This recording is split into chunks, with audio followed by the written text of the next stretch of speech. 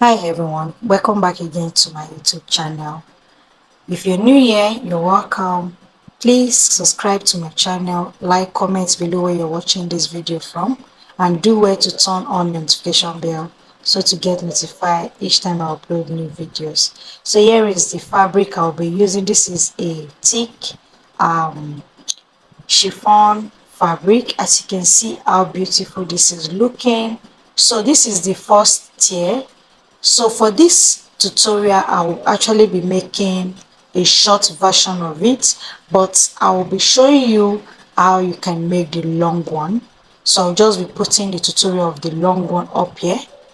This is the first tier, and the first tier is 3 yards in total, and we are going to be needing 3 tier. So this is the first one. How you get the first one is from your shoulder line you measure to your half length, and then from your half length you measure to your upper knee length. So that is how you get your first tier. So immediately you get it, mine is 37. You're going to be placing the second tier on top by 1 inches. So before doing that, I'll bring in the third tier. So you can see how it is folded into four. This is 3 yards, like I said, for the first tier, and the second tier is 3.5 yards of fabric wide. So I'll take the 3 tier now, which is going to be 4 yards in total. This is 4 yards in total. So getting the length now, the long length, this one here will be at the center part, which is on the first tier. So this now you raise it up like so. Remember there is a ruffle on the first tier at the down part of it. So you measure. You can see how I'm measuring this. You take 16 inches and then you measure the length whereby you want your second tier to end. So for the middle ruffles, I have 6 inches. So that's 6 inches. Remember, we're going to be making use of 1 inches as the ruffle before placing it on the second tier. So this is 1 inches difference. So you take your measuring tape now from the second tier whereby your ruffles are starting from. You take it and you measure the total of your second tier, and then you place it on the center part.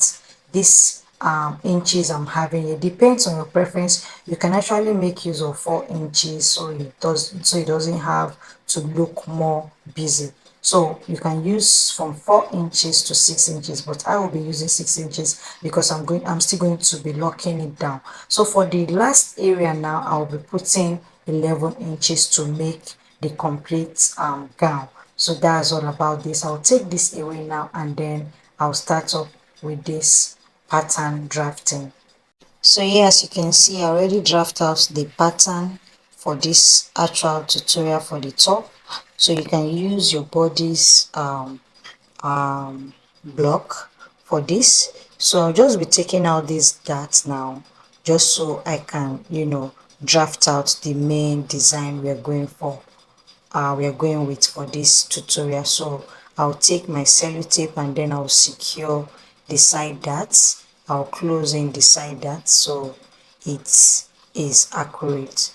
So I'll just basically be showing you guys how to achieve this particular design.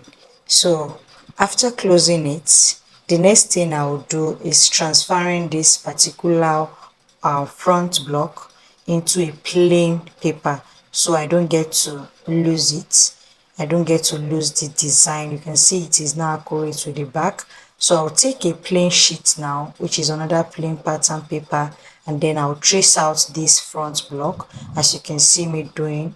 So after doing that, the next thing I will do is I'll start drafting out our main, the main goal we want to achieve for this tutorial. So to achieve that waistline design, you will actually be taking your pattern master to design it. But before doing that, you go down from your bust line, you go down by half of an inch to 1 inches as you can see me doing, and then you curve it using your pattern master. You direct the curving from your under bust, your side under bust line, to that 1 inches I just outlined, and then you're good to go, you cut it out. So this is actually the design we are going for.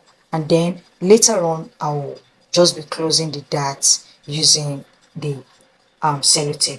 I'll take my scissors now and cut it out.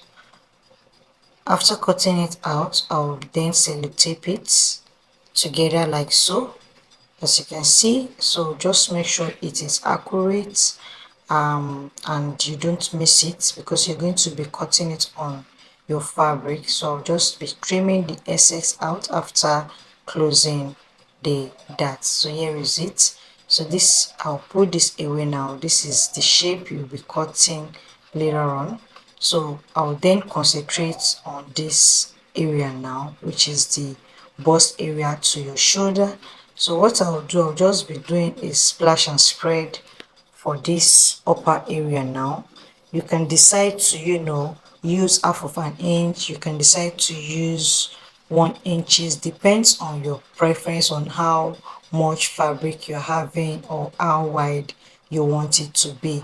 I really want mine to be that puffy because I'm a bit busty, so I wouldn't want it to be so shabby. So I want it to be full, and so it looks my body shape. So depends on how you want it to be.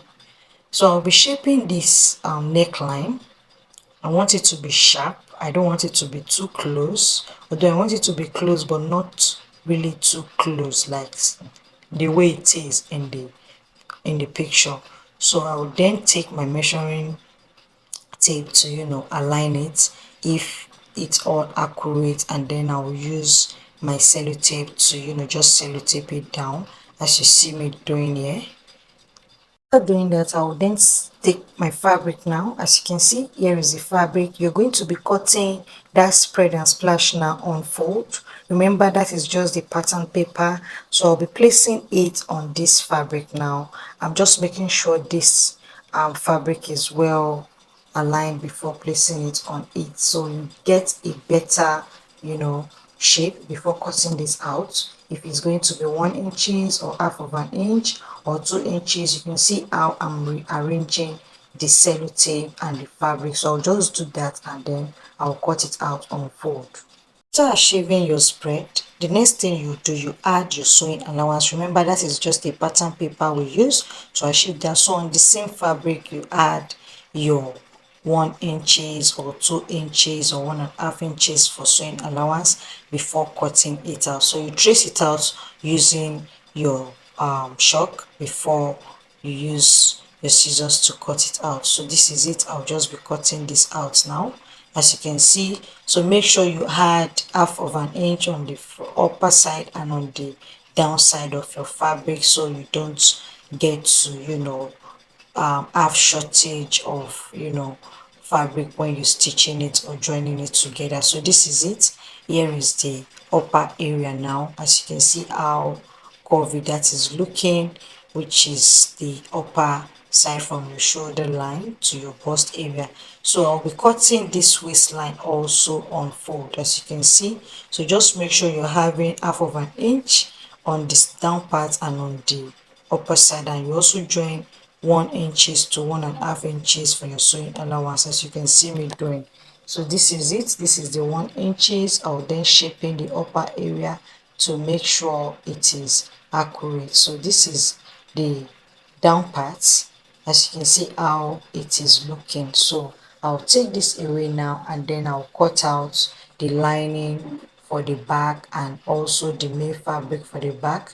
Remember, this is also not included with the zipper allowance, so I'll place it on the fabric and then I will be adding the zipper allowance to it, and I'll also be adding 1 inches for the sides before cutting this back area out. And remember, this is into two. You're cutting both the sides, both sides, which is the left and right of your back bodice together now.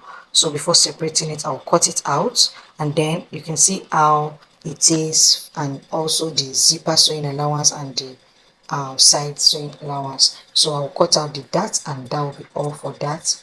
So the next thing I did is cutting out the lining. So for the front part, you're going to be using the plain bodice, the one I cut, not the splash and spread, to cut out the lining. As you can see, here is it after stitching both the lining and the main fabric together. So I already joined the tier of the line, the tier, the first tier, together with the bodice, as you can see.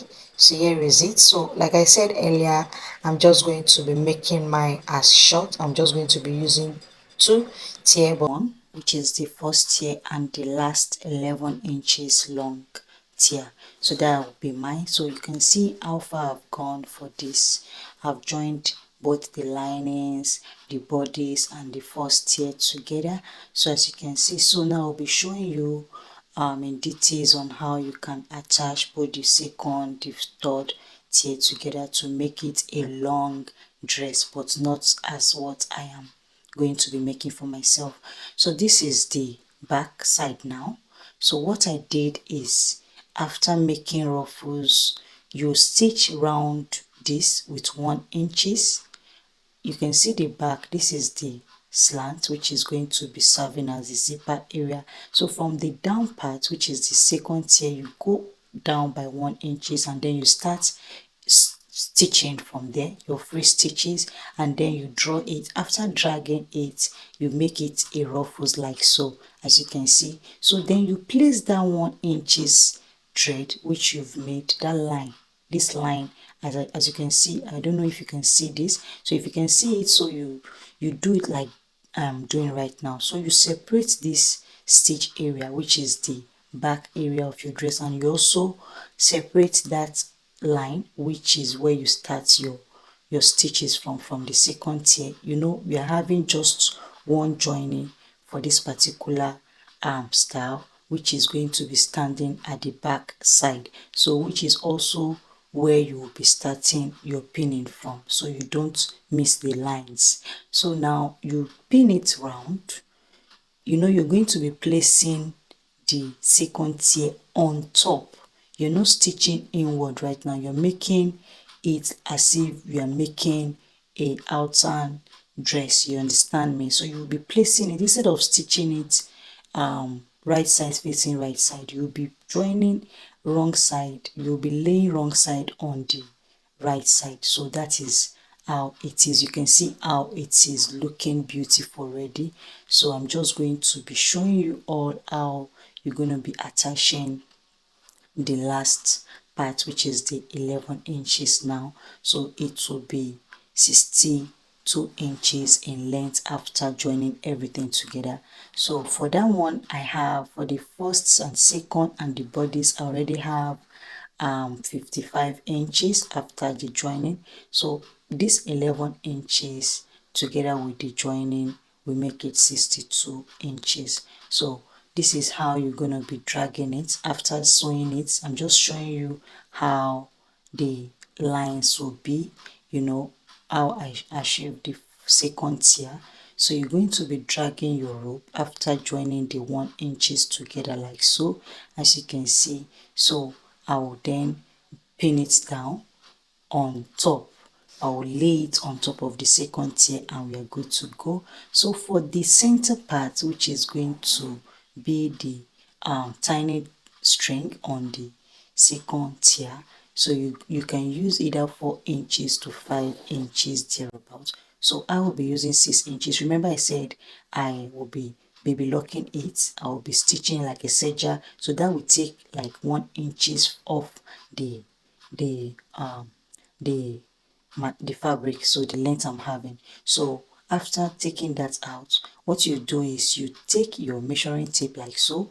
You measure it from the second tier, the starting of the second tier to the ending of the second tier. Whatever you're having there, you divide it into 2, and then you place down 1 inches for the ruffles. You're still going to be doing ruffles on this string here, so you're going to be placing it around it. And again, this also is 4 yards in length, which is the wideness of this, so it will occupy the second tier we're having. So you pin it, and don't forget we're having one joining for both the first, second and third, and also this one I'm holding now, we are having just one joining. So the joining will be at the back, so it does not look shabby. So that's where you'll be starting your pinning from, and then you sew it round. So to achieve a better result, it's better you chalk it round so you can follow it before sewing. So that's all about this. I hope you enjoyed watching this, and here is mine. As you can see how beautiful it is looking. So please guys, subscribe, like, comment below where you're watching this video from. Until I see you again in the next one. Bye.